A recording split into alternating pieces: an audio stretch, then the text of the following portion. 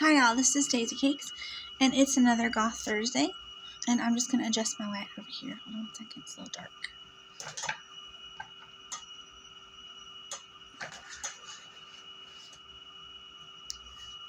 Whoa, the key's messing up. Okay, so our subject matter today is going to be kind of dark, but I just want to try this and see how it goes. Okay. It's another Goth Thursday, and I'm welcoming you. I'm doing blue goth today with my new lip gloss just by itself because that other color was kind of scary. And I can't find the lip liner. It seems like someone may have come in my apartment last night, but I'm not altogether sure. So this is a subject that's very close to my heart. And I might have to pause it halfway through and try to do some other things, but all these things have pause buttons, I think. There shouldn't be any other app. Use the microphone. Oh. Okay. Never mind. There is a pause button. It's just over there. Okay. Hi, all. So I wanted to tell you about something that's very near and dear to my heart, and that is social health and well-being. Now, I don't want to be a social worker. I've never really felt like that was my calling. But I do like psychology and forensic psychology. I like deciding why people do things.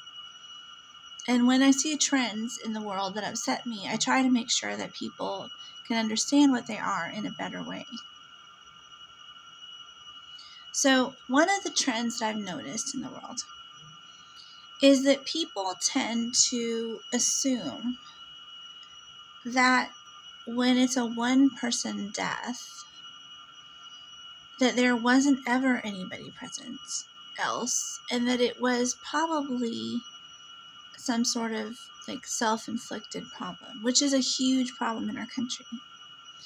But the truth is that suicide stats are overinflated, and that a lot of women and men that are the subjects of domestic violence go unreported because they're afraid, right? And some of those end up dying, and that's really sad. So this is going to be a dark story, y'all. This is not an anecdotal tale. But it does have something to do with my life, because I've seen this happen before in families especially, where one member of the family suddenly commits suicide.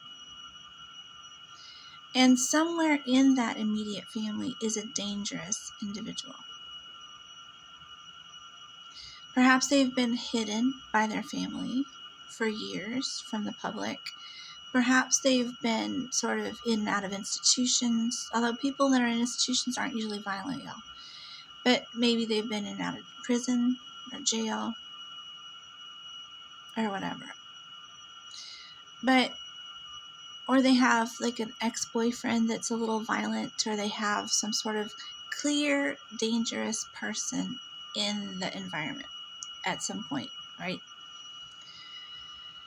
So the wife may have like a crazy ex-boyfriend or ex-husband, or the husband may have a crazy ex-girlfriend, or some, illicit business dealings. He may owe somebody money. There may be some sort of child that has criminal tendencies. To do, y'all. So I wanted to tell you about something that's very near and dear to my heart, and that is social health and well-being. Now, I don't want to be a social worker. I've never really felt like that was my calling. But I do like psychology and forensic psychology. I like deciding why people do things. And when I see trends in the world that upset me, I try to make sure that people can understand what they are in a better way. There are some reasons why this might be. Sometimes, especially for the older kids that are watching, it's a very difficult subject. I'm not going to get into the whys and wherefores of why people might hurt themselves. You should ask your parents about that, or stop watching if it's upsetting for you, because that's what this is going to be about. But the question is, why would someone want to seem to have committed suicide? if they didn't. But sometimes people pretend, right? There are 3 big reasons. One is dollars. They might do it for money. Maybe they have life insurance. Maybe they have, a wife that's on the horizon. They're married already to someone. They have a wife that has lots of money on the horizon. So they pretend to commit suicide to get out of that marriage, leave the wife some money, and move on to the next woman, right? Maybe they need protection. Maybe they got themselves involved in something, and the law enforcement authorities have discussed with the family that the best thing it could be to do is to end their identity at this point and start over with a fresh one. And so they have one of those unfortunate accident type things happen. It's very common. Happens a lot. A lot of the datelines are actually these, y'all, which is very interesting. Another one is I'm not saying datelines for the families, okay? I'm not sure which ones are which, but I know that some of the datelines and some of those online crime investigations that you see are actually people that were extracted and aren't really passed on at all. But not all, of course. Most are, I'd say like maybe 5%, okay? So then, and I have no idea which 5% they are, so don't come for me because, if you're grieving someone who's passed on, this is probably not the thing for you to be watching. The last reason why someone might try to end their identity and start over with a new one is evasion, tax evasion, prosecution evasion, divorce evasion, child support evasion. What else? There's all kinds of evasions, y'all. So maybe that's it. There's lots of songs written about that kind of evasion, quite popular ones, and it's very common that people do that as well. Now, it's okay, if that's true for y'all. And if you do that, then any one of these ways is a common way to sort of explain to people that you are no longer in the picture and that they should go on with their lives without you, and that, you have the choice of whether you communicate to them that you're fine or not in those situations. And it costs a lot of money too. So I'm not recommending any of these courses of actions for anybody. And if you have had an adult or child or teenager, especially in your life, that has been through any of these things and has, unalived themselves or has had something unfortunate happen to them that has ended their life, then this is also not the Goth Thursday podcast for you. Or if your loved one was found alone, or anything else, don't blame Daisycakes because I love y'all. I want you to be happy and healthy and not have a bad day, so you don't have to watch this one. But this is for people that may be into that whole genre of things and not really be understanding what they're seeing. Maybe they're sort of, not really looking at things. Or they themselves might be in a very risky situation and be ignoring it because they figure that these kinds of things only happen to people that are climbing Mount Everest or something, when people that climb Mount Everest might not be dying for the reasons that you think. Okay? So, but they might be. I'm not a forensic psychologist. I'm not any kind of professional law enforcement person. I'm not trying to reopen up like thousands of investigations. I'm simply trying to put a bug in your ear, that maybe there might be more to it than it seems. Especially, and that includes deaths in foreign countries, especially because laws are different in foreign countries. And so you should be careful, is my point, who you travel with when there's lots of money involved and what all is going on around you all the time. But not paranoid, because it's rare. All of these deaths are still rare. Suicide itself is still rare. It's not anything to wonder about. And I'm not only talking about suicide. I'm talking about accidental deaths, mostly, in fact. Not even really referring to suicide whatsoever. So, anyway, you just should be smart about things. If you have a lot to lose and someone wants you to do something risky, then you need to ask yourself some questions that I won't go into here because that's not what I'm talking about. But I expect for you to be a little bit smarter when you finish listening to this than you maybe were at the beginning of it. Hopefully, that's always my goal. Okay? Norbert does not like my camera, so he's very jealous. So Norbert is very sweet, though, and he's not in any danger of anything bad happening to him. So he may just get gently excused from the table and all that. So the first one, I just made some notes for myself. I'm not going to do a visual story today, although that would be kind of fun with this, but no, it's kind of too macabre for me. All right, so the first one is climbing, just like I said. When you find someone who has died climbing, they're found at the foot of something, or their dog has come home without them, or they are very experienced, competent people, but they're found without recourse in the middle of nowhere and they die of exposure or something. But usually it's some kind of impactful event, like a fall or a slide or a landslide or a rock slide, something like that.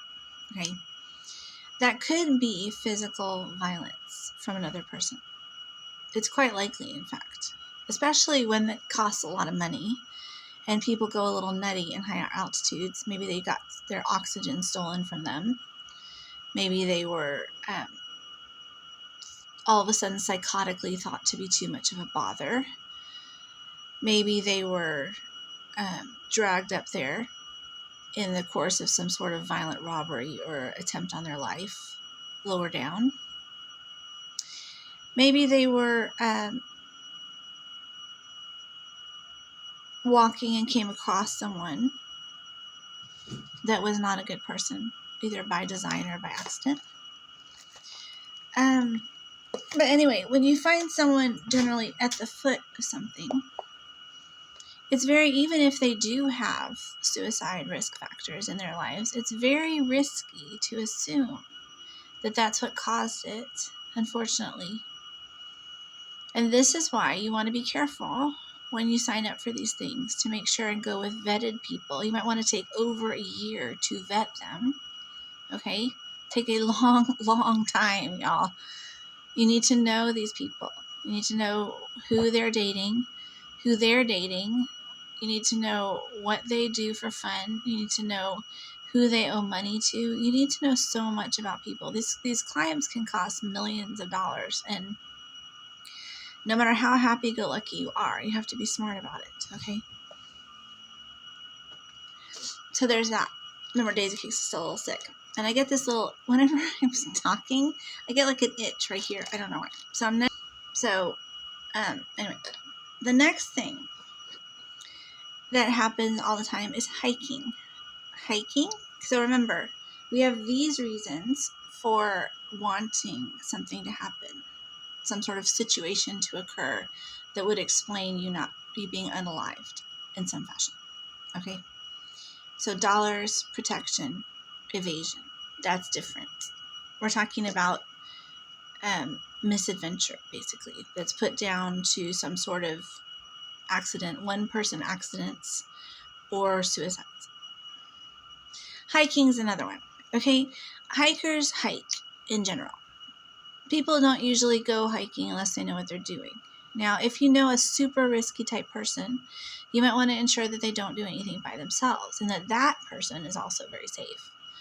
But hiking in general, you ramp it up. Like when you're running, you only increase your distance by 10% every time, right? Because even if you want to run a marathon, like I've run half marathons before, if you want to run a full marathon or an ultra marathon, you can't say, well, I can run a marathon today, so I can run an ultra marathon tomorrow. You have to ramp it up by 10% or so. If you see someone who all of a sudden is like, I think I'm going to go do this, and it's not something that they have ramped up in any way, shape, or form, don't just tell yourself, well, I'm sure that they do know what they're doing, and they're just pretending not to know what they're doing. Just find a way to ensure that someone goes with them. But remember, on these things, the people are chained together. if someone's going to do something risky, the other person is not going to want to die with them. And so that happens too, and that's not what I'm talking about. Okay? Sometimes choices have to be made. That's not what I'm talking about. But suicide is contagious. I don't know if y'all know that, but if you have a suicide person in your family, the chances of them having another family member commit suicide in their immediate family are huge. It's like 40% more likely. And that's another reason why they explain these things in different ways. And so that's okay too.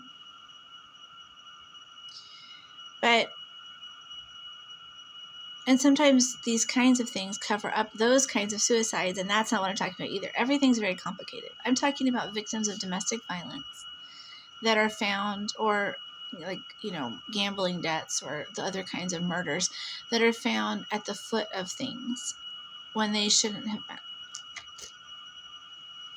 And the assumption is, because they're wearing climbing gear or whatever, that they were climbing when maybe they were never climbing at all. So you have to be really careful what you assume about people, and where, and not just doubt them or think, oh my God, he must be a murderer or something, but just kind of be aware of it. Because not having proof of a murder doesn't make something a suicide. Having proof of a suicide, or having proof of motive for suicides, doesn't make it not a murder. They're two separate, completely separate things. It's not an either or situation. There's any number of things that could happen. So just remember that too. Especially when you're watching these datelines. That some of them are this, and some of them, and not datelines necessarily because they really research, but these true crime things. Don't believe everything you hear. Skiing. Skiing's another one. It's very easy to see two guys go up in a helicopter to ski off of a black diamond or double black diamond, and only one come down, right? So you have to ask yourself there too, what's going on there? And there's also, well, I don't want to get into it too much, but there are situations where these bodies could be dead already. There's situations where someone could have been dead and taken up there. They're Goth Thursday. Oh. Okay. Never. There is a pause button. It's just over there. Okay. So, let me fix my hair. The category of things I'm talking about falls under two categories, okay? Number one, was dead already, sadly. And number two, died from some sort of malfeasance by another person or group of people, and didn't have anything to do with a one person anything whatsoever. Okay? So always keep those things in mind while I'm talking, because those are the two situations. The first situation is, was dead already. The second situation is, was unalived by another person or group of people in a malicious way. Okay? Norbert's going to come up on the table and sit right here in a place where I've created for him, because we have talked and we have decided that's the best course of action for him to do. Are you all right? Okay. So funny. All right, now, Norbert and I, we look like those balls of things with like the arms and legs and stuff coming out sometimes because we're so funny with each other. But we love each other, and we eventually reach detente usually. So skiing. If someone skis up to you and is like, oh my God, there's a guy over there. He just had a heart attack. I need you to come help me. Give him CPR right now. So the guy goes over there. Now, he doesn't really know what happened. He doesn't really know if it's a heart attack or not. He doesn't really know if he's standing in a crime scene. He doesn't know if he's talking to a murderer, y'all. So you should be aware of that when y'all do these jobs and things. My mom used to always say, look with your eyes before you look with your hands, okay? Look with your eyes before you look with your hands, okay? So what that means is when you come upon a scene of something, whether you're actually investigating something or watching a television show or a passerby who observes an accident or anything like that, always use your eyes first and look at what you're looking at, okay? So you look for tracks in the snow. Is it like footprints and something being dragged or what? Is there signs of a scuffle? Does the guy seem excited about having the other person around him? That's a big one that often gets missed by people, you know? It's upsetting. I know y'all all know what you're doing, but still, it makes Daisycakes wonder sometimes because I see these things and I think, no, that's 5 minutes. So if you're skiing and you come up on someone and they look like they don't want to be around the person that they're around, or if they're still alive and they don't, or if they're dead, you know, ask yourself if the guy really did get there on his own 2 feet or not. Was he on someone's back? Sleds can look like skis sometimes. I don't know. But I'm just saying you have to be more careful about jumping to conclusions about people. Especially if there's a motive involved, like money or one of the other things that we've talked about.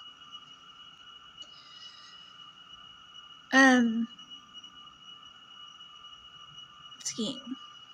I can't really think of anything else to say about skiing. But it's a perfect environment for that kind of thing, except for the tracks. So it would have to be a busier place than normal, right? But if it was a busy place and someone all of a sudden was found with a heart attack or someone ran into a tree or whatever, then that would be something to look at, especially if they're with someone else, especially if that person looks funny. We used to say a long time ago, y'all, in special ed, they do not do this anymore. In fact, they had stopped doing it when I started teaching, and I don't even say these words anymore.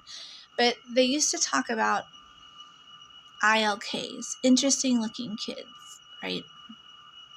There are men like this that you look at and then you just kind of look at again. Now, that doesn't mean that's fair. He could be a big softie with a heart of gold and a sweetheart that hugs kittens and kisses them on the head every night and tucks them in, okay? But, if you see someone like that around, you might want to look and ask yourself what that means. The interesting looking kid thing is a horrible thing, and everybody absconded with that. They don't even do that anymore, and no one ever happens. It just never happens at all. Okay? I swear to God, never, ever. So, but anyway, the point is that people, it's like dying is the ultimate event. Okay? Dying between the ages of, say, 15, especially if you're a boy, especially if you're in a family with other boys, but often if you're not, okay? But 15 to like 45 or 55, y'all, those are unusual deaths. They're deaths that normally would not happen without some other cause happening too. So those deaths, men and women in those age ranges, they should be carefully looked at and questioned again and again and again, even though no one has time to do that these days, which is really sad. But you should really look at it, guys. Were they alive when they got there? There's one video on the internet that I won't mention, but it shows a group of men carrying a guy in, right? And they carry him past women that are at the front desk. And the first thing the woman does is take out air freshener and spray it. And the guy is supposed to have died later from like a heart attack or something. But you can almost bet that she was spraying that spray because that body was dead already. Which is really sad. Okay, anyway. So just be aware of things like that. Now, you can't hide a dead body like that, okay? But we're about to talk about a situation where you could. Boating. Boating accidents. When you're in the water, in an open water, and I know this because I used to be a lifeguard, but I mean, it's also common sense. But you're wearing a life jacket. You're floating. Your head is above the water in some fashion. They're not very comfortable. Most people don't like life jackets. They can also, you'll see people putting their arms through them and having the front of the life jacket in the front and back, You'll see people holding on to them with the strap around their wrist. Don't do any of that. That's stupid. Wear your life jackets. But you see these things, right? So all you see is a head bobbing up and down. So it's very common that in boating, a water skier or a jet skier especially, or another boat could hit that individual that's in the water. And they could kill them or feel like they had died at their hands, right? But they may not have. The individual possibly could have just died by some other thing and been thrown into the water with a life jacket on. That individual could have been beaten about the head in such a way to cause their eventual death and then thrown into the water. Like, you don't know. Yeah. Possible. I mean, water affects a body very fast. And so it's unlikely that they were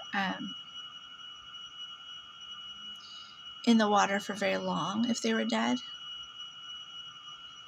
But it also can cover up death. So they could have been taken out on a boat dead and thrown into the water and then hit by something in a place where they're likely to be hit by something.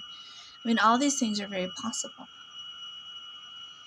And a lot of children that die in boating accidents, not all, but a lot of them are dead already or beaten, And you should be careful. I'm not saying everybody, because trigger warnings, like I said, if you've had the individual die like this, you want to be careful.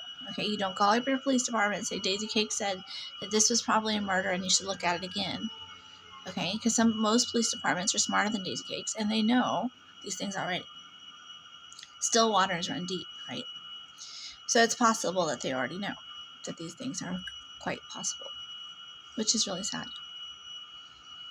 But when you're looking at a death of an otherwise mostly healthy individual, even if they have some mental health issues, because people with mental health issues act risky, y'all, and risky behavior can bring criminality with it. And that's not the fault of their brains. I mean, well, it's sort of the fault of their brains. But you can't really say that the cause of their death was the fault of their brains when there's a guy holding lead pipe standing next to them, okay? So don't blame it on suicide if it's not a suicide. It's not fair to that person. So, especially to the young women and prostitutes and things like that I'll get into in a second, because that's another one. So, boating accidents, especially children, especially head injuries, back injuries, but head injuries especially, or flail chests. Flail chests are a big sign that something significant might have occurred to this person, okay? That could have had something to do with another person and not at all to do with any of the mechanical means that I'm about to talk about with you. So you want to look again and again and again and again and again and again and again and again and again and again. Because especially with boys, but also with girls, we tend to treat them like they're kind of almost disposable in some families in this country. It's really a tragedy. But we tend to treat them. There's people that spend their whole lives worrying about themselves. And if they have children, the children serve them. And those are the families that you need to be careful of, okay? It's really scary out there for kids that are now young. But this is just one way that it's scary for kids. And of course, sadly for these kids that I'm talking about, their fear and terror is over, right? But they might have other kids in their families, and you should look into them. And that I would like to see happen, for people to go back in all these boating accidents and look into those kids and make sure that those kids are okay, and the siblings of these people. And not only that, but other people as well. So boating is a big one. I think I've said everything there is to say about boating. Oh, and of course, the trite thing about a boat itself being found out in the middle of nowhere with a guy that supposedly died of exposure or whatever. You might want to x-ray that guy. You might want to look into that, see what that's about. That's pretty common that people realize that that's piracy or, business dealings or some other kind of thing. So, boating. Biking injuries. That means bicycling injuries, okay? Especially head injuries, especially flailed chests, especially any kind of significant trauma. But it doesn't have to be a flailed chest that kills a person. It could be a lesser injury, like a cut to a femoral vein, or some sort of thing that goes unnoticed, or is blamed on blood clots, or is blamed on any other thing, okay? But a biking injury, someone's found somewhere with a bike injury from a car. Okay, who is driving that car? And do they know the person and all that stuff? Of course, you'd ask those questions. But still, you need to ask yourself if that's really what that was. A lot of kids, for example, will go to school with injuries sustained at home and then complain about it. Or they'll get beaten up on the bus or the night before from their dad or mom or whatever. And they'll get on the bus and they'll go to school and they'll say they have a tummy ache, right? And later on they might pass away or whatever. And that's an example of a kid that was injured already. And those kinds of kids you want to be careful of. I mean, you want to watch those owies that happen all of a sudden at school, where someone's like, "Oh my God, I hurt my arm," or whatever. But that's less. I'm talking about the final injury. I'm talking about the ultimate sacrifice that these kids make in trying not to get their parents in trouble. And this does happen all the time, y'all. And I can't even tell you how many things come before this, or risk factors, or danger signs, or problems. But we all know what they are really in our guts. Okay? And I'm not talking to emergency room workers or to even to law enforcement. I'm talking to just like the average witness, because witnesses have a lot to do with what people think happened. And you might not know what really happened and be giving a false story without realizing it. So that's why I wanted to kind of open up your mind view, right? Like you could say, I saw little Timmy jump into the water and he was bobbing around and everything. But did you really? Or was he just sort of bobbing around in the water and something hit him? Was he really jumping in the water? Are you sure? You have to be careful. So biking accidents as well, especially head injuries, especially significant injuries. Because, most people don't really die biking. I haven't gotten to motorcycles yet. But still, you have to be careful. Was it already an injury previously? Did he have a head injury when he put on his helmet and started riding his bike? That can happen. So you have to ask these questions. Okay, remember, most people between the ages of 15 and 55 are alive today. They just are. And most people drive, boat, bike, climb, and hike for thousands of miles without anything bad happening to them whatsoever. So some things are risky, but some things, there's a lot of statistics out there that are actually murder statistics that people just don't think of that way.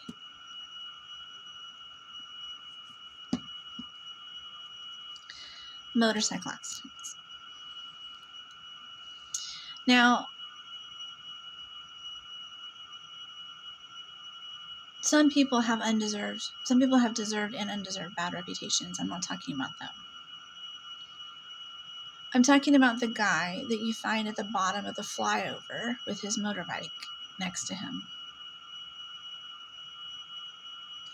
Or that you find anywhere with their bikes next to them and they've suffered significant injuries. I'm not to laugh. It's just this has been so much on my mind for years now. So I've just like gotten kind of macabre about it. But I'm not talking about people that have like head injuries with their helmet on. But those people you might want to look at as well. But I'm talking about significant situations where there are huge risk factors in their immediate families, y'all. And they just get put down to different events. I'm not going after motorcycle clubs. I'm talking about family violence here, okay, mostly. Or business violence, but not related to clubs and gangs and things. Okay. The next deaths are helicopter deaths. People that die in helicopter accidents. Some very significant people, perhaps, but also otherwise. And remember, there are deaths like this, okay? Especially in the military, especially in wartime, peacetime news. There's a lot of money in news. Or any kind of wealthy type situation, which is usually what you find with these things. Okay, so helicopter deaths. Not everybody on that helicopter might have been alive at the time of the accident.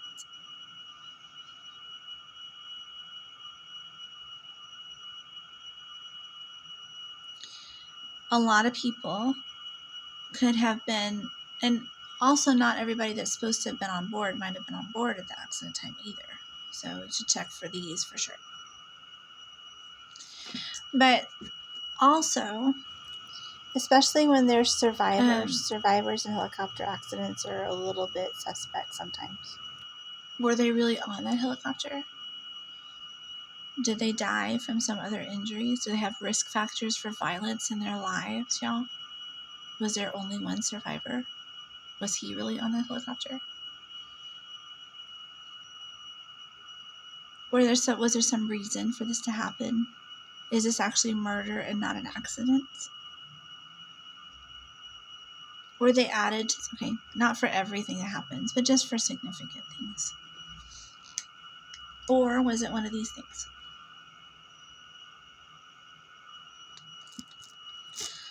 Another one is skydiving. Now, there's a certain amount of risk, and I understand assumed risk, right? So you assume that when you do these things, there's a chance that you could perish, right? You understand that. And so sometimes it's easier to not investigate them and just put them down to that. Because sort of going with dangerous people is contained in that risk. So skydiving and our competent skydivers who pass away may have also unalived themselves because they know what they're doing. So if there's a problem with their parachute, you have to ask what the problem is. Now, that doesn't mean I want to open up a bunch of grief for families or a bunch of problems with investigations. So I'm just saying, take this with a grain of salt. This is not a professional opinion of any kind. I'm just trying to get you to see that domestic violence can be covered up by these things, where they go off of something that could be malfeasance, but it could also be suicide. And so you should be them unaliving themselves, I guess I should say. And so you should be careful also. So skydiving.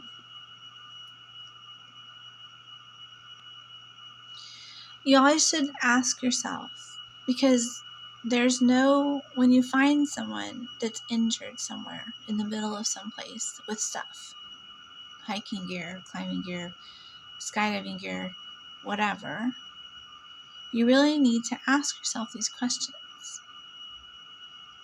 because people pretend well. And people that want to get away with things pretend better than anybody I've ever seen do anything in my life. I mean, the craziest people. Like some frumpy housewife, in the middle of nowhere can cause obscene amounts of carnage, and people don't really ever think about it, which is sad. And it also happens a lot in Hollywood as well. Although a lot of that is this. But we'll get to those too.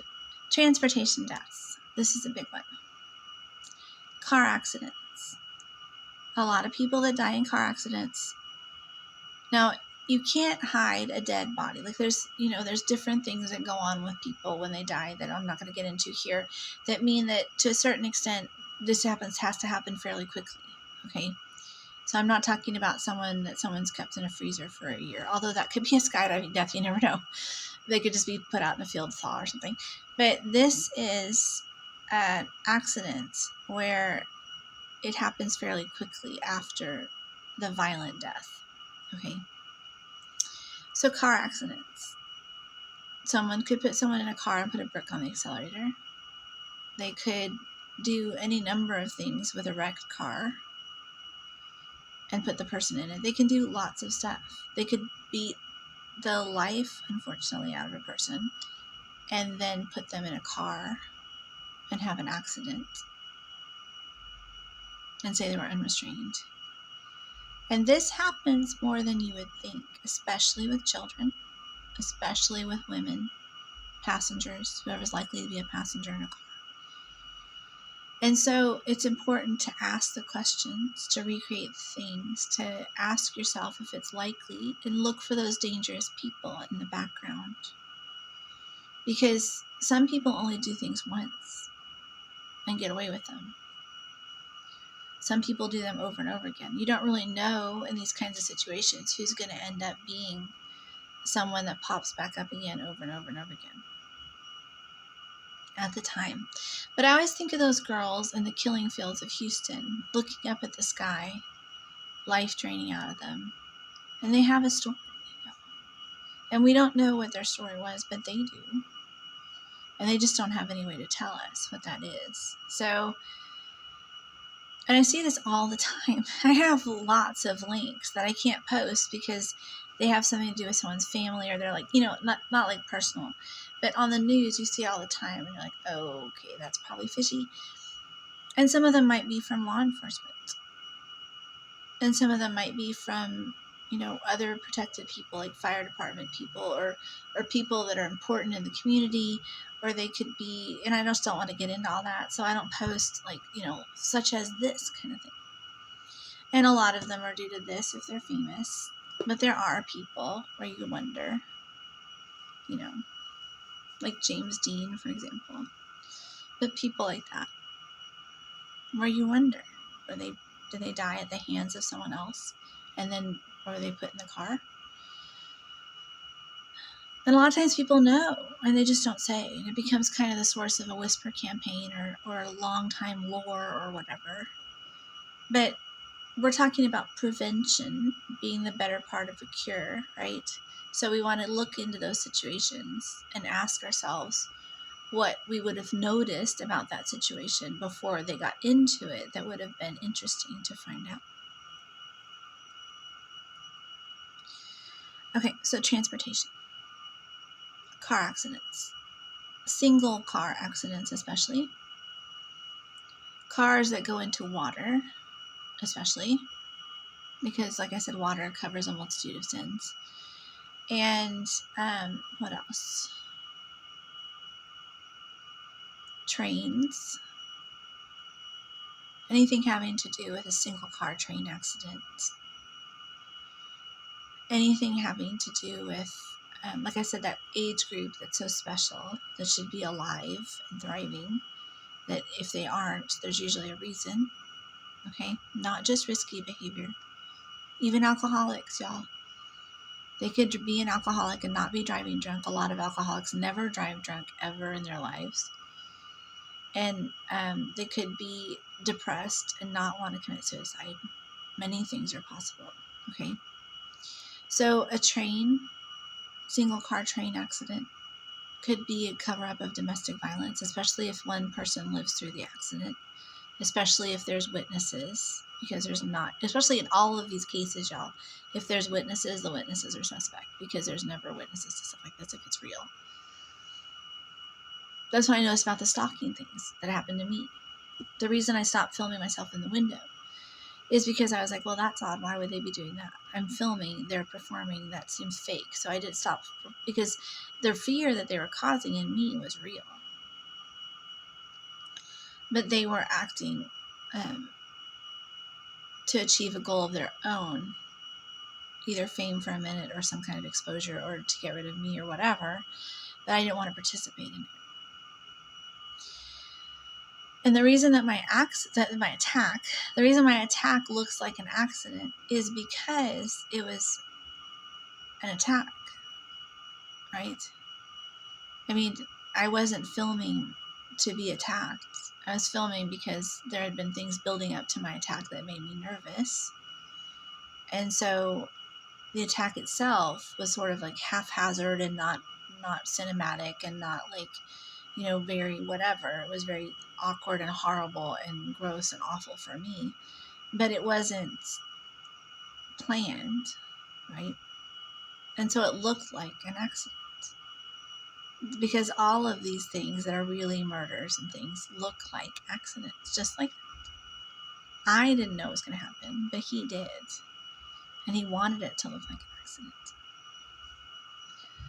And I could have died, y'all, several times in this whole thing, which is really scary. And some of those people still live here. But some of them don't, which is nice. So trains. I'm talking about trains on tracks. I live in Texas. We don't have subways here. But I'm talking about, well, at least I think they do in Dallas, but still. I'm talking about trains on tracks.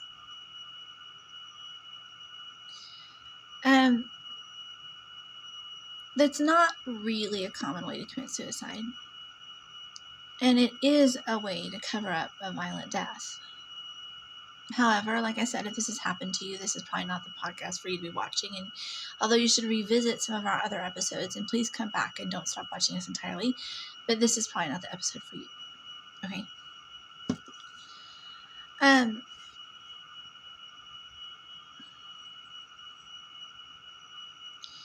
I don't know if you've ever tried to race a train before, but it's not that easy. You can't actually get in front of a train usually. Not inside the city limits, maybe. But you'll notice these things never happen inside the city limits. So outside, I guess they do sometimes. Outside the city limits. Inside the city limits, it's usually insurance fraud, actually, which we haven't even gotten into. And some people die as a result of trying to commit insurance fraud and going a little bit too far with it. I mean, there is that.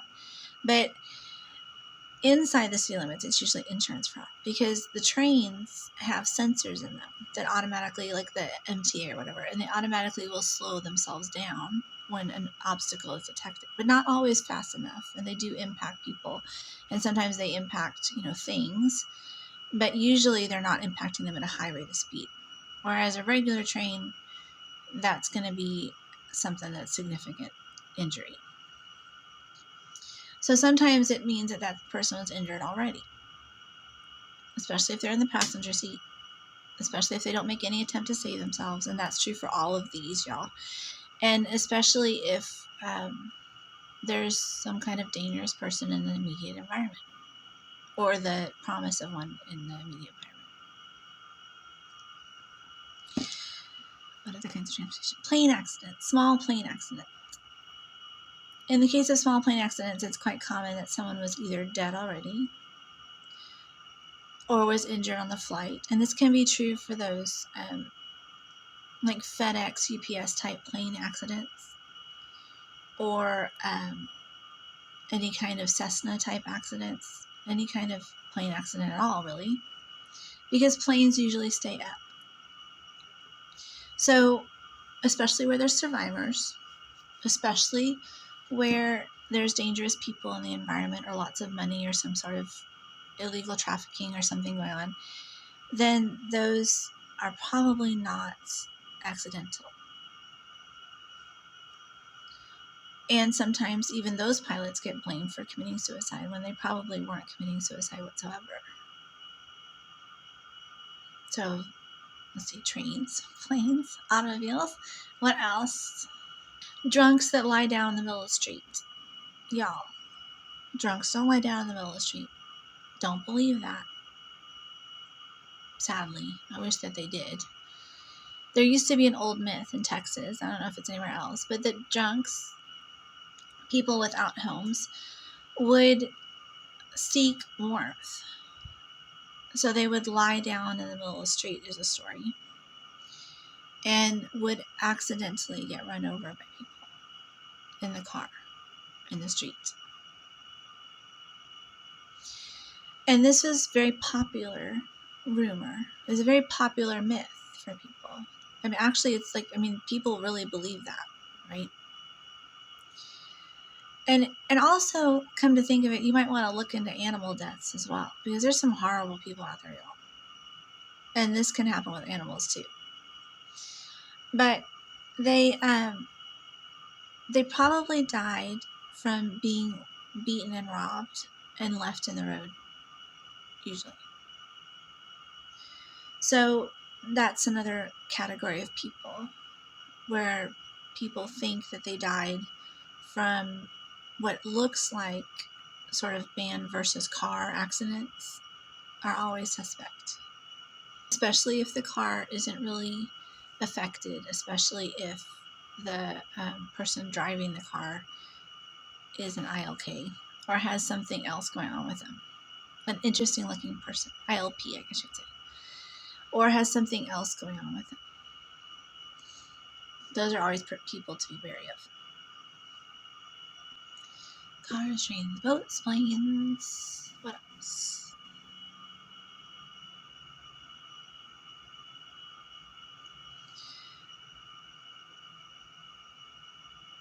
Children at play accidents, for one thing. Sadly. When people say, oh my God, I was driving down the street and a kid just jumped out in front of my car and I, accidentally hit them. Did they? Did they? We don't know. Did the kid jump out in front of the car? Did the adult accidentally hit them? Driveway accidents, especially. Was that kid injured already? Was he dead already? Or she? We don't know. It's very upsetting. But to dismiss it as facile as being accidental death is sometimes not okay. And sometimes people's hands are tied and they have to wait till they do it again. But it's very important to look at these things because these things really matter to people. These are the vital products of our society, our children, that are being tossed around like anything in the world. And I haven't even gotten to molestation. And I might never talk about it because it's such a sensitive topic. This alone is pretty sensitive.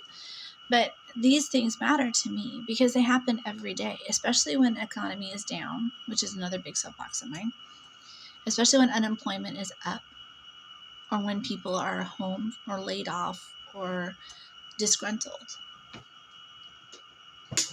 He keeps going around me. Why are you doing that? Is that a clue? So funny. Norbert's heard me rehearse this many, many times. So that's another one. Driveway deaths are a huge one. Yeah. Because, kids aren't car smart, right? The most important ingredient in any healthy home is supervision. Now, not crazy supervision, like I've seen some people do, but supervision, especially when outside. You should have your kids, within eye shot until they're about 12 or 13. And then after that, they should be in earshot of you until they're about 15 or 16. And then you can let them go for a while. But a lot of people don't even do that. Why don't they? But we're talking about transportation deaths. So driveway deaths, parking lot, like mall parking lot murders, or I call them murders, y'all, but mall parking lot deaths, where someone's run over or hit, something like that. Deaths on buses, where the person has a heart attack again. or is thrown off the bus. There's one racial crime that I always look at with a side eye, because there's an old man on the bus. He looks fairly wealthy. He's dressed, he has clothes on and overcoat and stuff. You must stop. Sorry. And he's working, and he's like going to work or whatever, and someone literally throws him off the bus, and he lands on his face, and he doesn't try to break his fall with his hands, and he was injured, right? And he later died of his injuries, but I think he was dead already, or recently unconscious by someone on the bus. So it just depends on how you look at things. They always say change the things you look at, and the things you look at change, right? So you have to ask yourself these questions. I want to make sure everything didn't get unplugged. Okay. So those deaths are really important to look at, especially because cars can weigh thousands of pounds, but people can weigh hundreds of pounds. And a person enacting violence on another person can do a significant amount of damage, especially if they're already planning on covering it up in one of these ways. So you should be careful. And that's why I have such another big soapbox, which is how our daughters are sort of expected to please men if they're pretty by the time that they're like 18 or 19 now. Because it's not old enough to decide who you're going home with. And it's not old enough to handle someone wanting to force you into a car or drug you and stuff like that. So transportation deaths. I can't really think, being left in a car. Y'all. Smothering is a very common way of unaliving a person. It generally carries some injury if the person's older, but it doesn't really if the person's not. And these people that do these to their kids and act like it was all of a sudden such an accident, and oh my God, they're so shocked and they're so horrified and everything. Y'all, a lot of the time these people were dead. These babies, these kids in car seats or whatever, were dead already.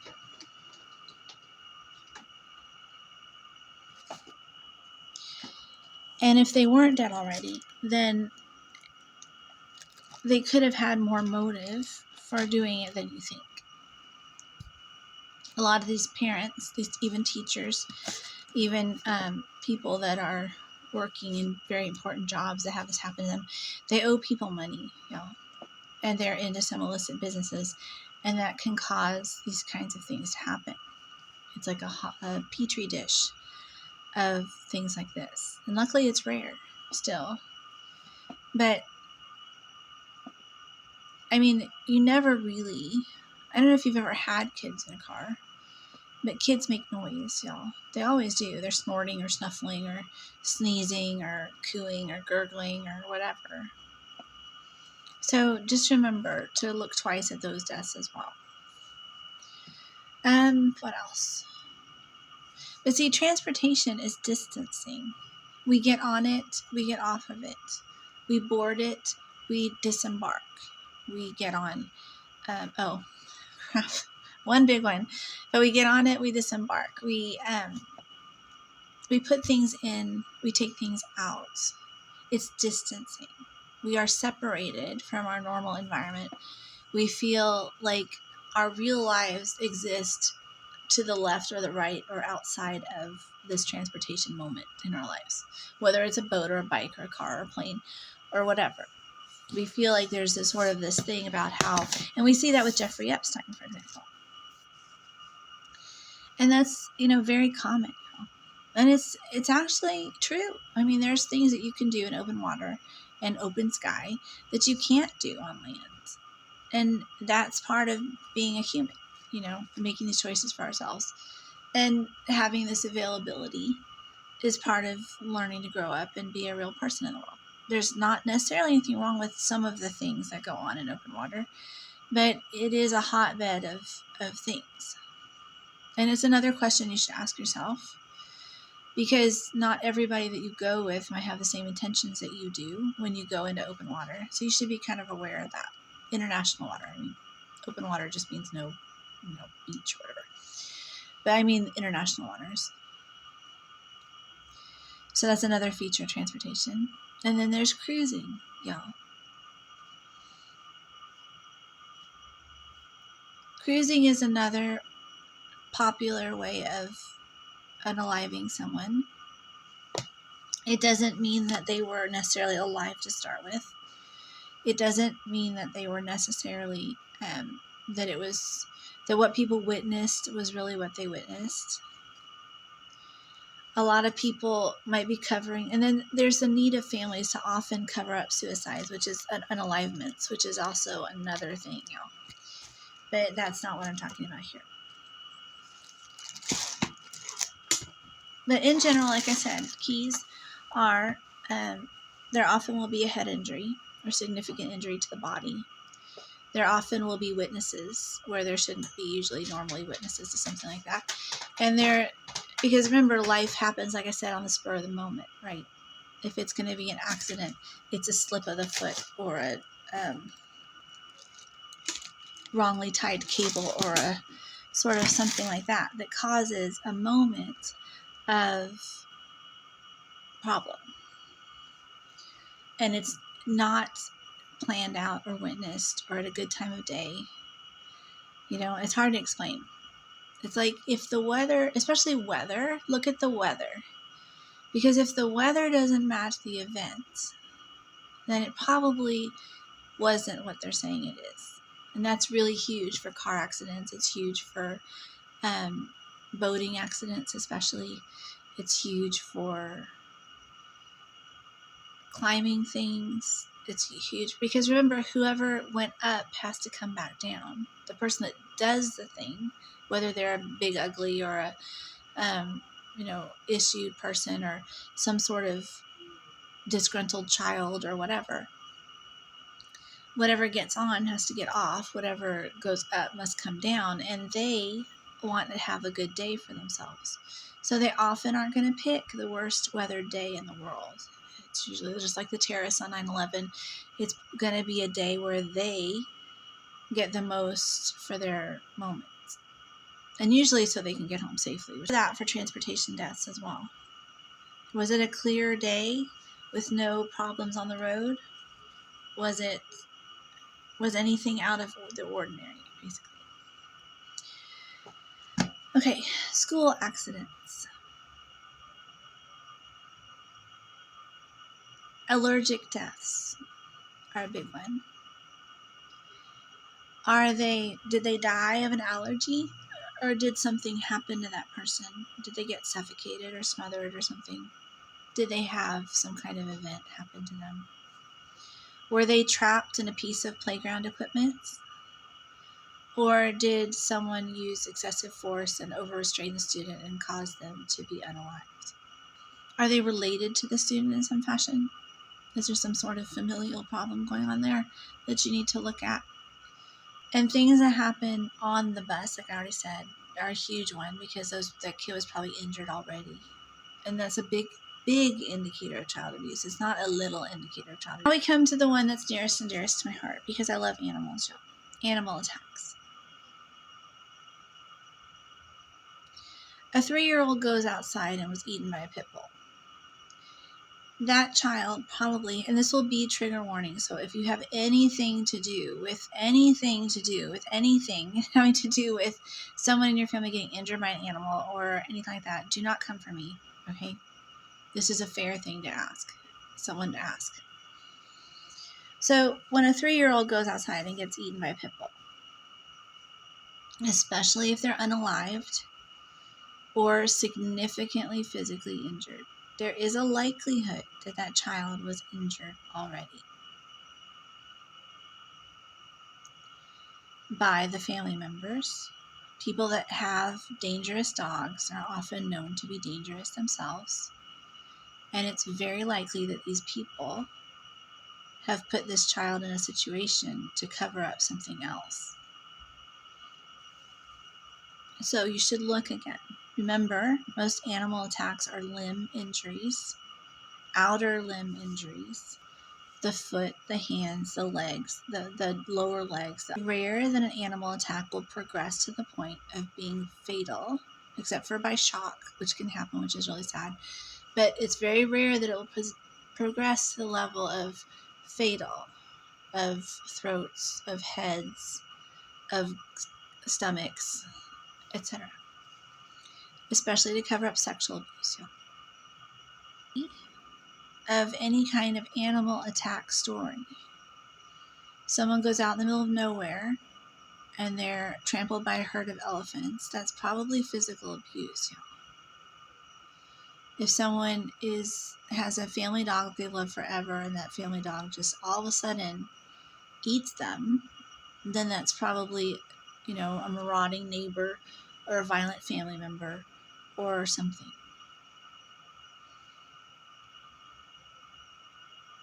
Or the injury could have happened after the death, but they can tell those things, so you have to be careful.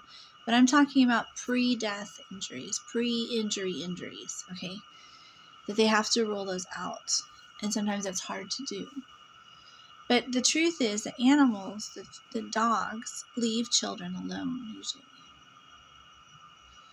If a toddler walks through a pack of dogs for a small amount of time, the dogs will reconnoiter that child. They will look at them, they will sniff them, they will walk around them in circles, they will kind of like scope out whether they're, pack leader worthy, are they like anybody, they're kind of like, is anybody going to come take care of the child?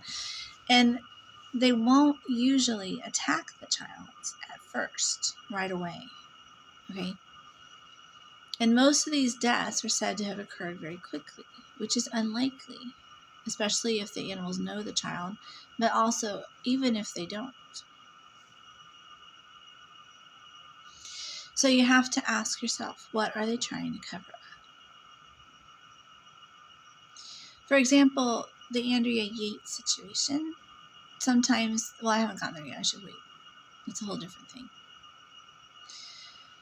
Witnesses are an issue in this kinds of situations. Whoever wants you to believe their story the most has probably something to do with it. And you should look at that really carefully because it happens all the time and it's so frustrating.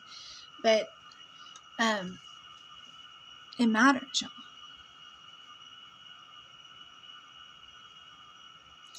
Because the thing that people forget is that people that abuse their children are already not very nice people. And therefore they're capable of doing almost anything. They're starting at the bottom, like they say. Okay? There's not anything that they won't do at that point. They're not like someone that kills their wife because they're having an affair. They're not like people that think that they'll inherit more money if their younger brother dies or whatever.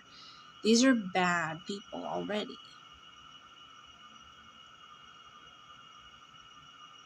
And bad people cornered in desperate situations will do just about anything. So look out for animal attacks, especially if they happen on vacations. Any kind of, because like I was saying, it's about distancing.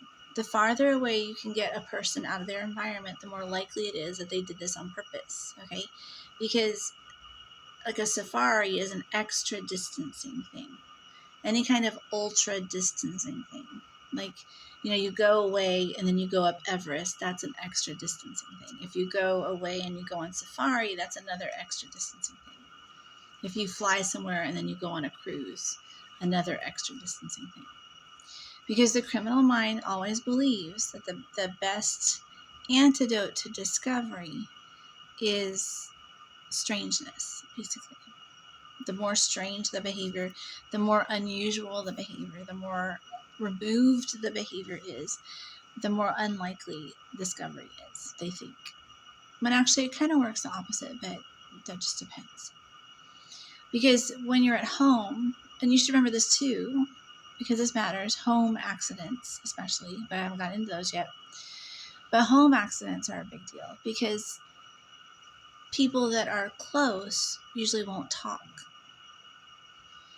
people that are far away usually don't know the people. And remember, the criminal mind is not the smartest mind in the whole world. So they can kind of put themselves in these kind of weird situations, and it's good to look at why they're doing that, for sure. Okay, that section. Okay, I'm almost done with this one. This is not the best segue I've ever done. These are sort of randomly listed, so I could have done better. I try to cook them all together eventually, though. But suicide with another person present. Yeah. Most people who commit suicide are like, well, animals. They always say animals go off alone to die. And that's also sometimes a result of physical abuse. And you should look at that as well, because it's really sad, but that is true. But suicide with another person present is a highly unusual event. It is true that sometimes you have a sixth sense about something, that you might open a door or make a phone call or reach out in some fashion, show up somewhere. You might find someone, kind of cowering or hiding or whatever, waiting to do something to themselves, or walk up just at the moment when someone jumps off a cliff and stuff like that. Sure, that's possible. It could be possible. But more likely is that the person had a reason for being there in the first place. And they should look at that. There's been a lot of cases like this in the news as well, where the person goes on and is very well-spoken and makes a lot of noise. But in general, it's because they were involved in the death somehow. Okay.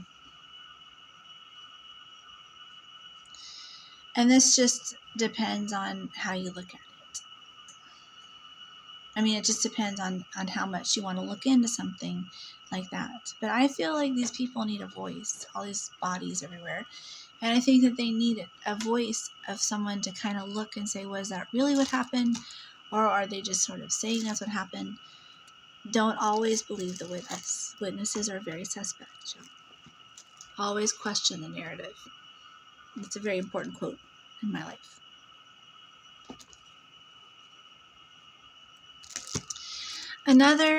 Another example of Norbert's here. Here's Norbert. Okay. He just insists on being loved today. Yes, you okay.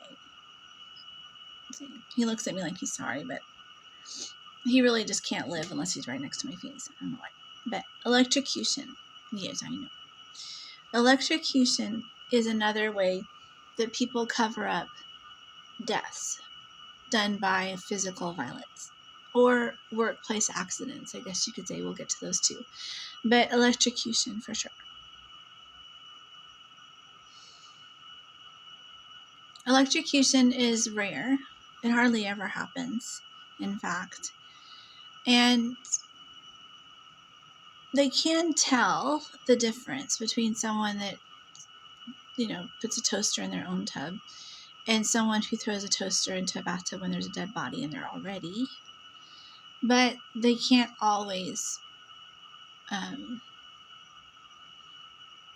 be sure. So I just wanted to mention that one. Maybe y'all have other things to say about it. I'm not really sure that you can do that, but like on a golf course or whatever, where there's business partners and one of them suddenly gets hit by lightning. I don't know. Risky situations with risky situations when there's another person present are always suspect, that lives through it, especially serial killers. Yeah. A girl goes out. Susie goes out to Yosemite.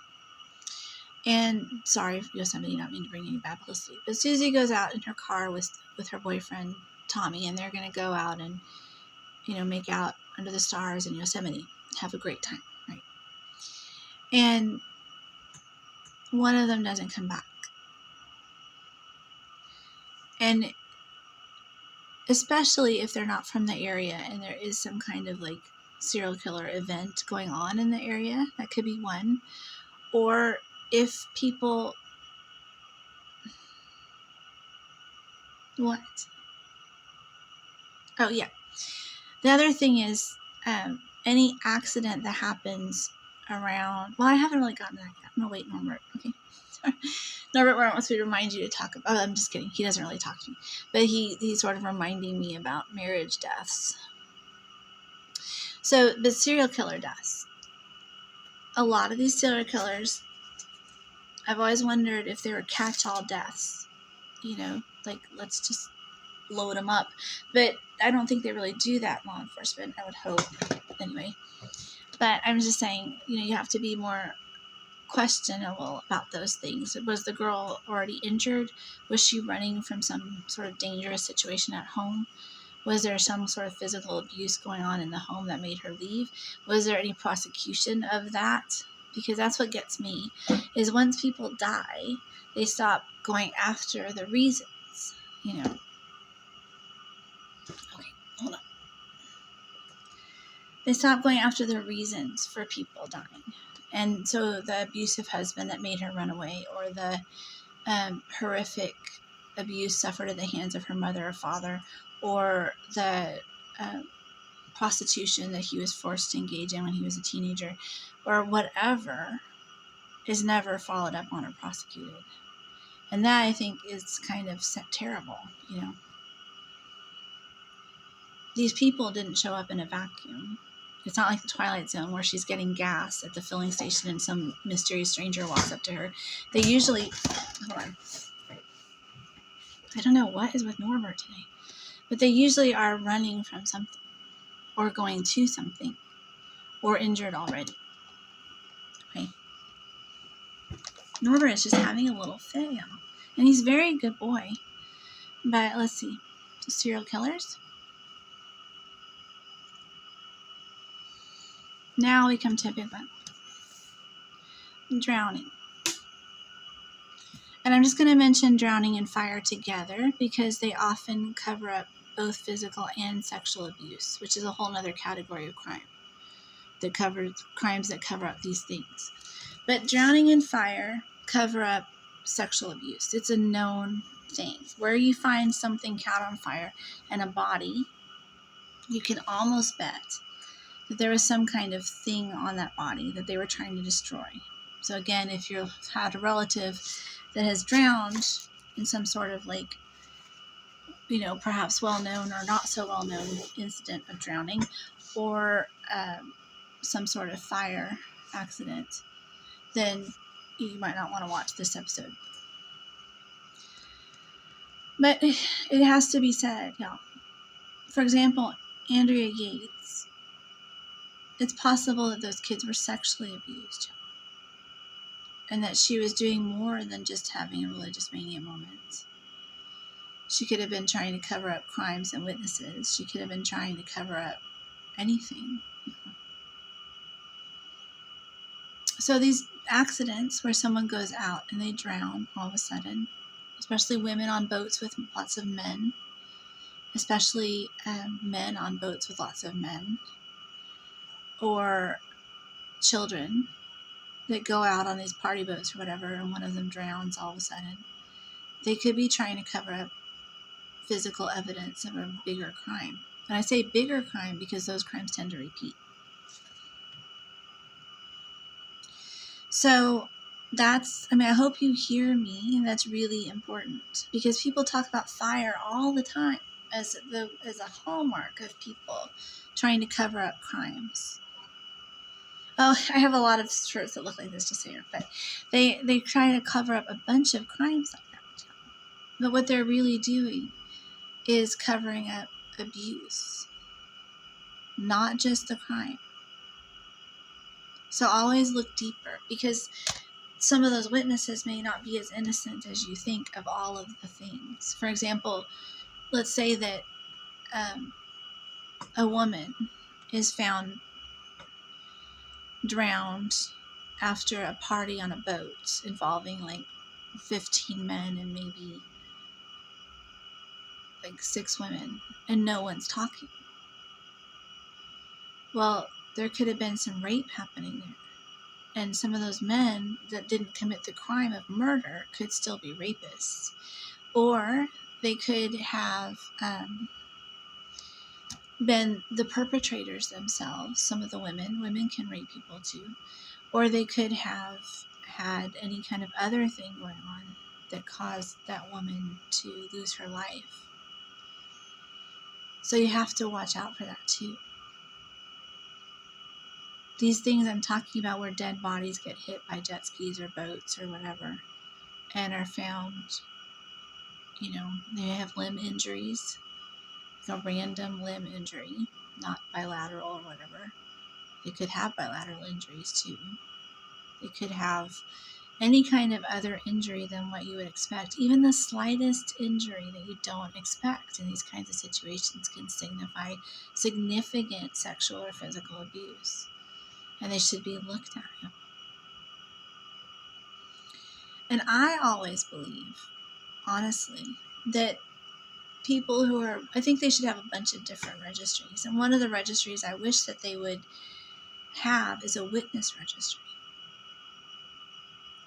I wish that they would make witnesses register themselves so that they could be, if they come up again or have some family member that says, hey, this happened or whatever, then they could be flagged later. Because a lot of the time, if one thing kills one person, it should kill both of them. And if one thing doesn't kill one person, then it shouldn't kill the other one either. So, very interesting. So, drowning is a big one.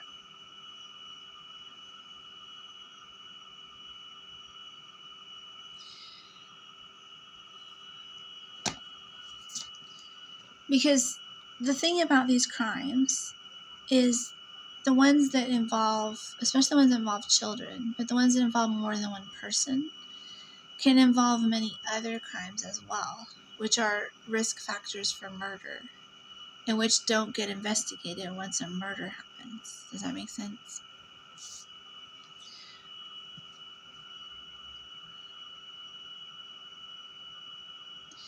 A lot of the times, these people that kill people that attack their children, it's, no offense, and again, don't come for Daisycakes, but it's a hyper reaction because they themselves were also attacking their children. It's an over response. It's an overreaction. And it matters. Violent people are violent.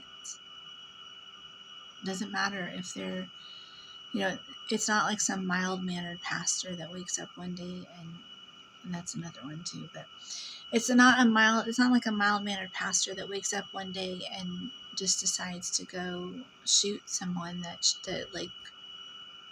threw poor Tommy off a cliff or whatever. All violence means something. So the last one and the most important one for me is fire. Fire is unusual. Most people that set fires are habitual fire setters. Most people that set fires are people that are known criminals usually. They can be people that do it for a number of reasons. But when amateurs do it, it almost always means something. Especially when these houses blow up. It's not always a meth lab. Although meth labs can cover up murders as well. So, and usually fire is used to destroy sexual abuse. Yeah.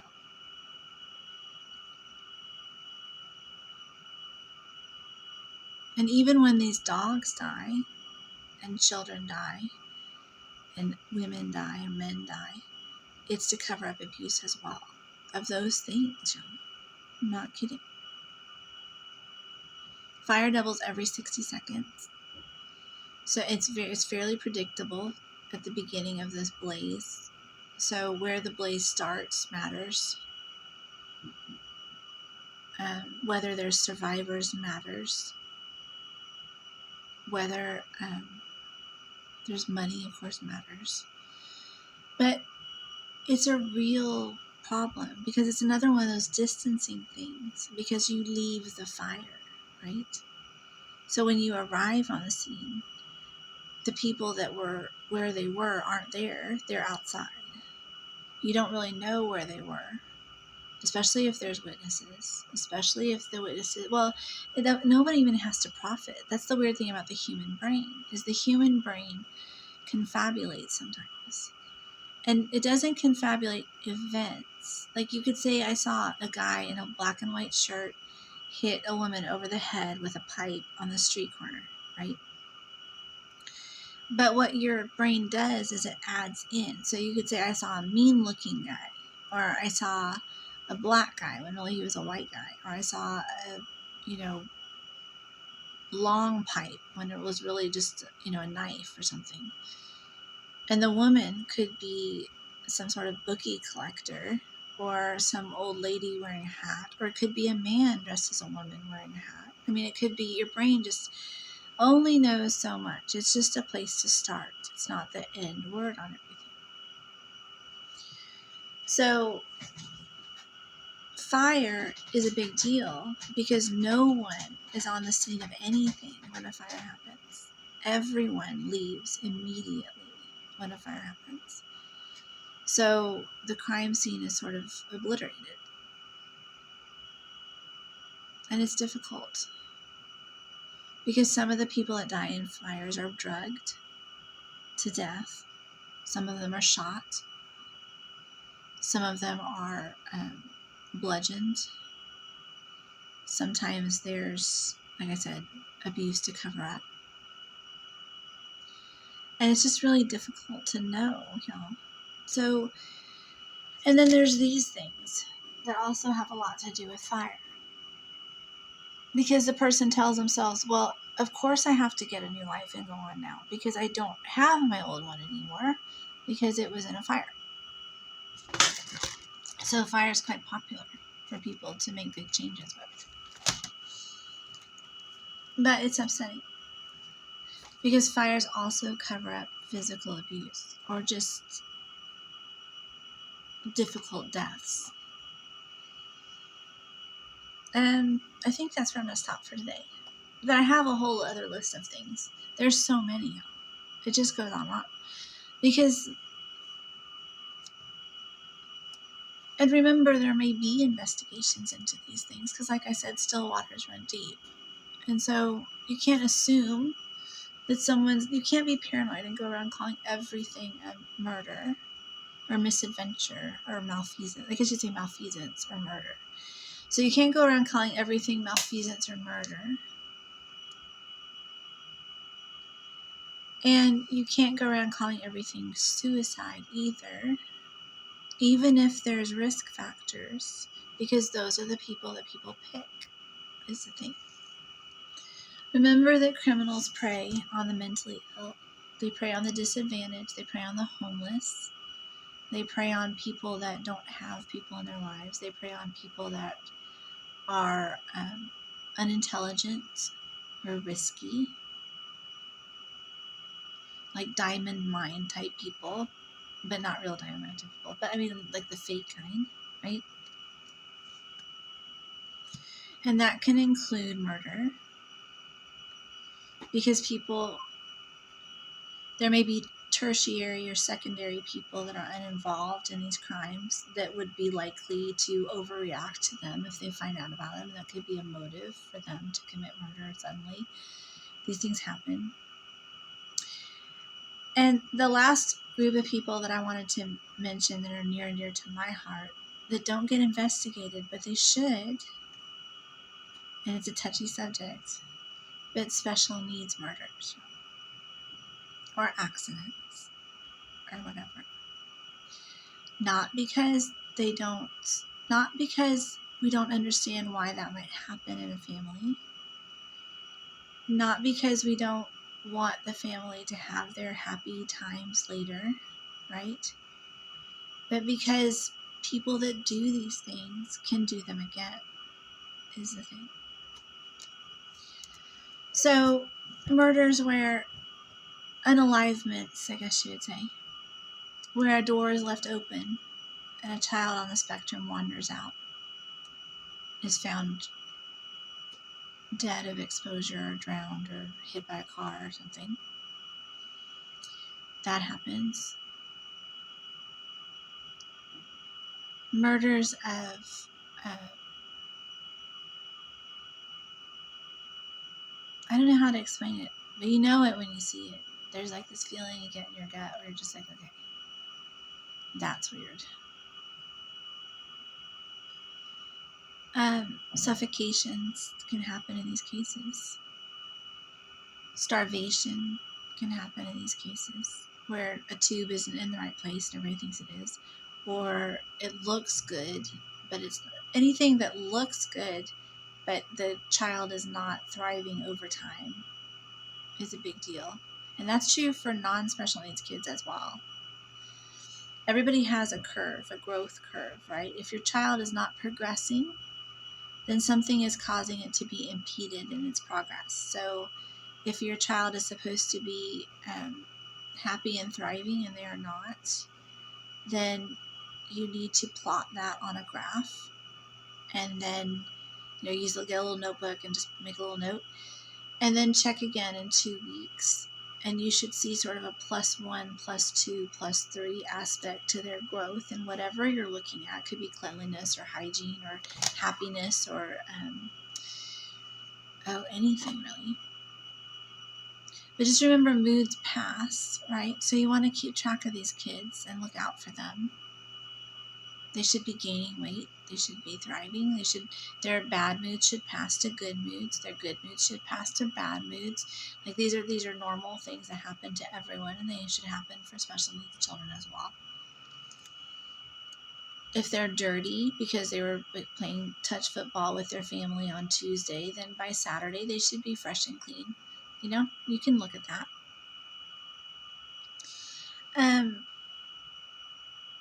Doors that all of a sudden start getting left unlocked and things. If the police go to visit a house, the first thing they should always do is check the back doors and the front doors and make sure that one of those isn't unlocked when it shouldn't be. Side doors, garage doors, all those kinds of doors. That's a big thing.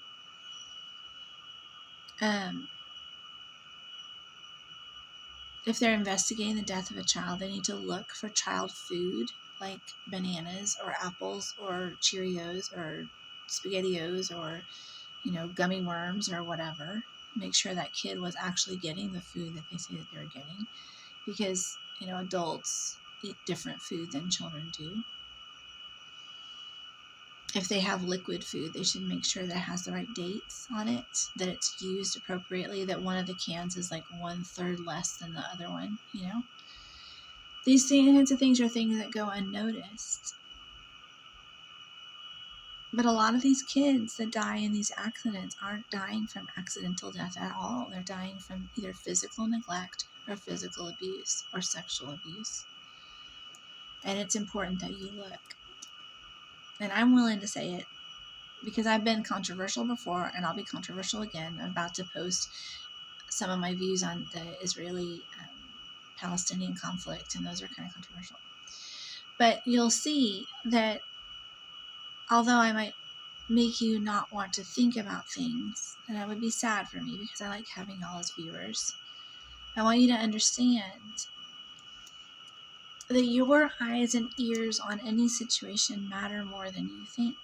And what you should be looking for is not what happened after someone dies, but what's happening while they're alive,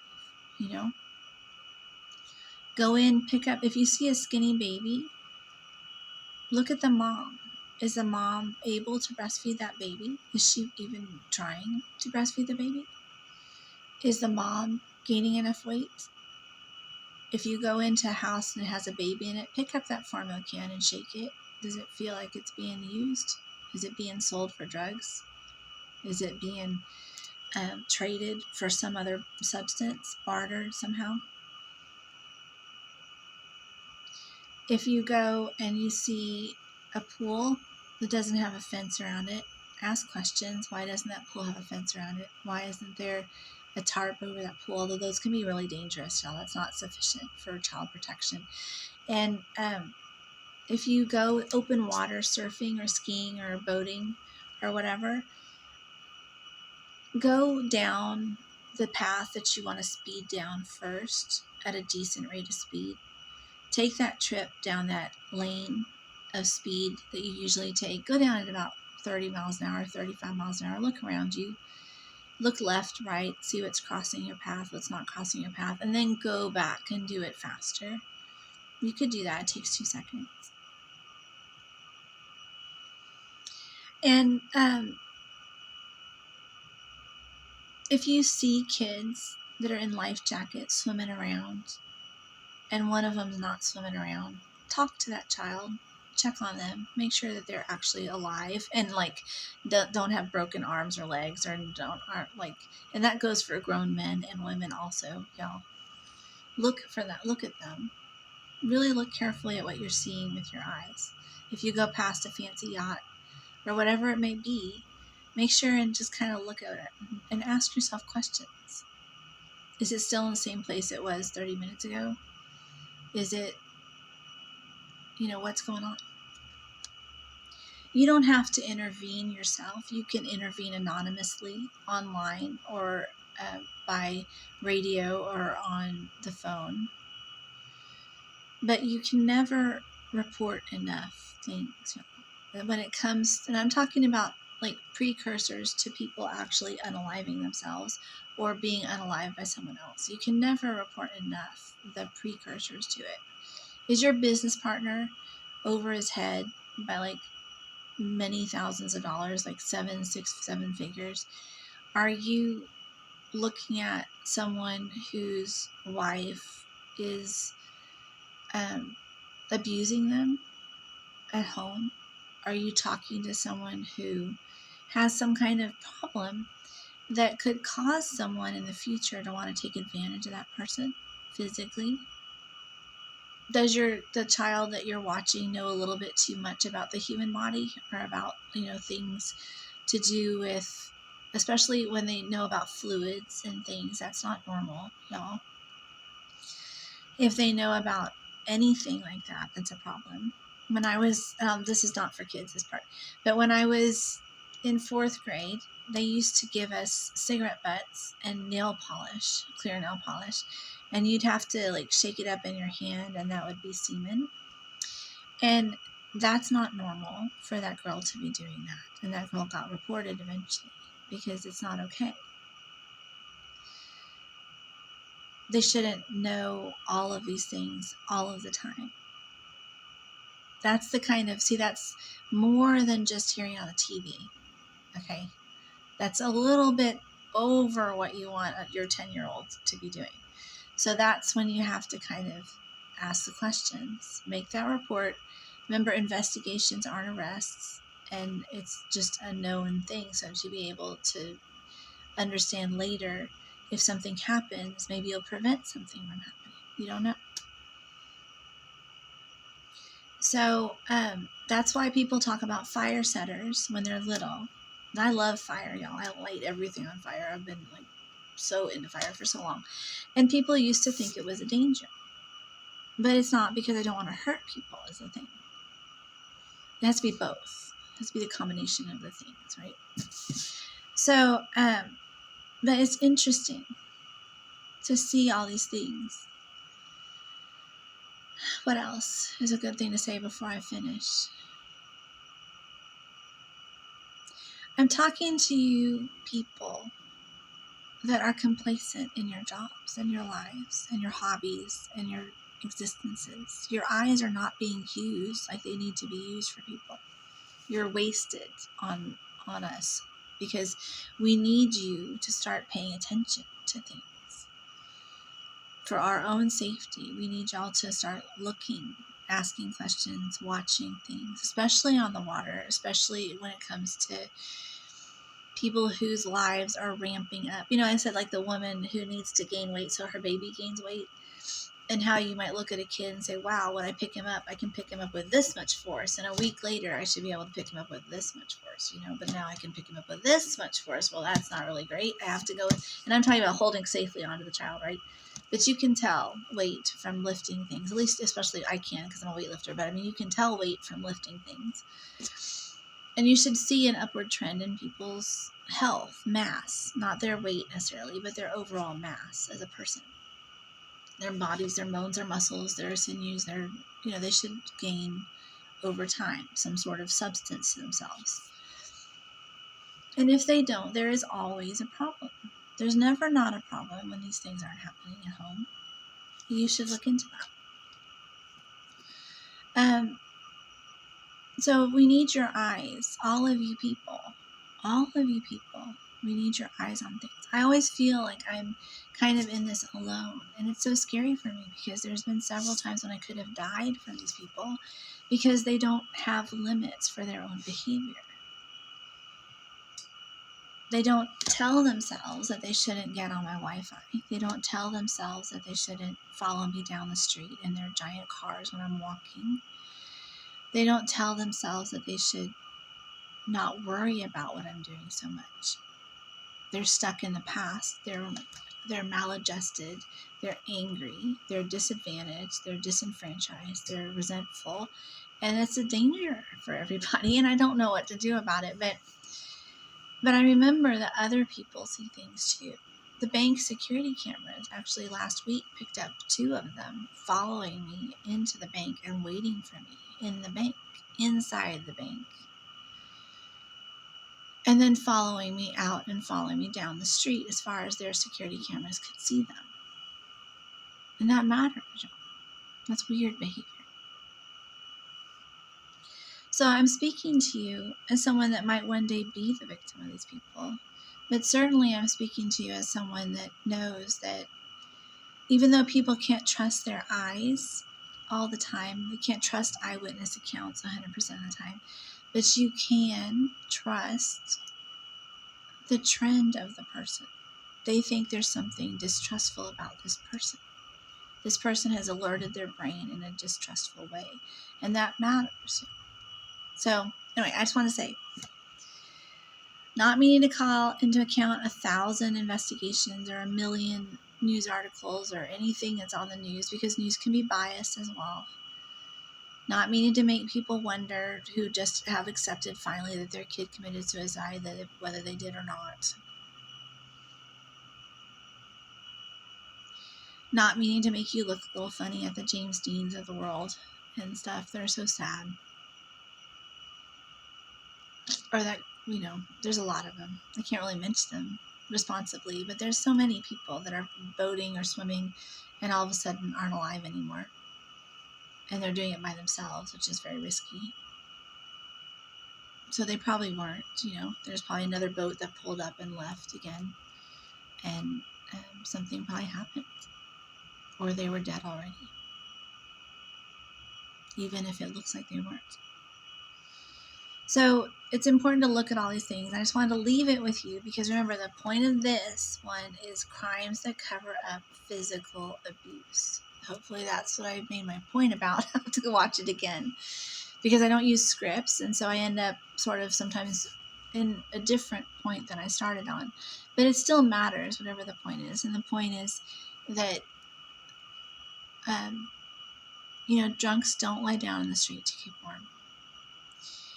People don't drive unsecured in cars and have horrible accidents where everyone dies as often as you think.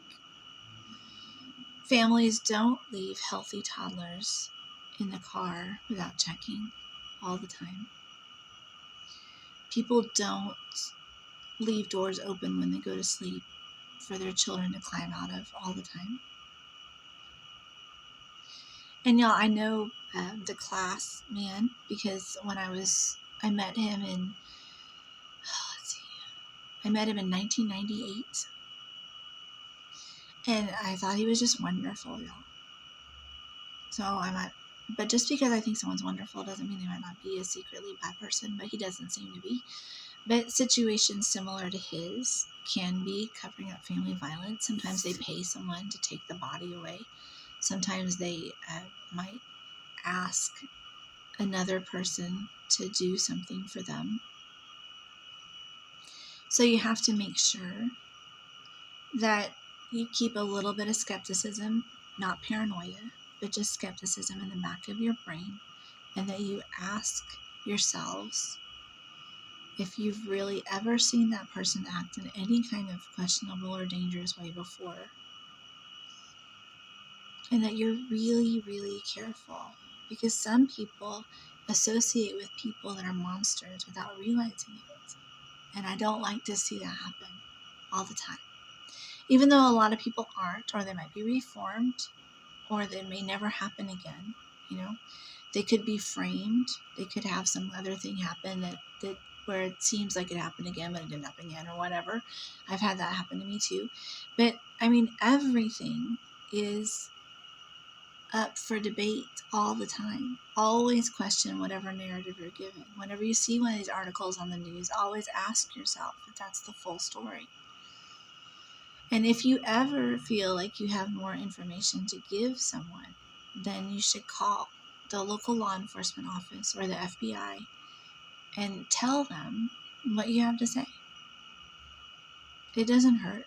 It might help them. So that's the other thing I would say. Especially if you have dash cams, look at them every night. Look really closely at what you're seeing. If you have security cameras on your house, if you have boating cameras especially, anything like that. Because you might not know what you're seeing, but someone else might see something that you don't. So good luck to y'all, and stay safe. And do these fun things, because I like to do all of these things, and I don't really have any trouble climbing or rock climbing or boating or skiing or water skiing anyway, or having any kind of interaction with any sort of people. I like all forms of transportation. I think they're very safe. And I don't really worry about, I have a healthy respect for fires. I've set big, bonfire type fires outside for fun, and I've set, for, pleasure. And I've set, tiny, small little fires for warmth and stuff like that. I don't have any fear of any of these things in the right way, in the proper time, in the proper way.